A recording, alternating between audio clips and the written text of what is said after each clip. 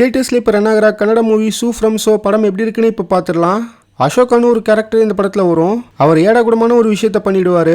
அதுலேருந்து தப்பிக்க இவருக்கு பேய் பிடிச்ச மாதிரி நடிக்க போக இவருக்கு பேய் ஓட்ட அந்த கிராம மக்கள் பண்ணுற விஷயங்களும் கடைசியாக என்ன ஆச்சுங்கிறதையும் ஃபுல் அண்ட் ஃபுல் ஃபன்னாக சொல்லியிருக்கிற படம் தான் இந்த சூ ஃப்ரம் ஷோ.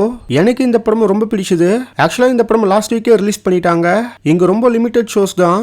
போட்ட ஷோஸுமே எல்லாமே ஹவுஸ்ஃபுல். ஆல்ரெடி இந்த படம் கன்னட சினிமாவில் ஒரு பெரிய பிளாக் பஸ்டர். இவங்க எடுத்துக்கிட்ட genre horror comedy. But horror elements பெருசாக இந்த படத்தில் எதுவும் கிடையாது. ஃபுல் அண்ட் ஃபுல் காமெடி தான். இந்த படத்தில் வர எல்லா கேரக்டர்ஸுமே காமெடி பண்ணுவாங்க. அவங்க பண்ணுற காமெடியுமே சிரிக்கிற மாதிரி இருக்கும். நிறைய சீன்ஸ்க்கு தியேட்டரில் ஆடியன்ஸ் சிரிச்சாங்க. மூவி முடிகிறப்பையும் கை தட்டிட்டு ஹாப்பி ஃபேஸோட தான் வெளியில் போனாங்க.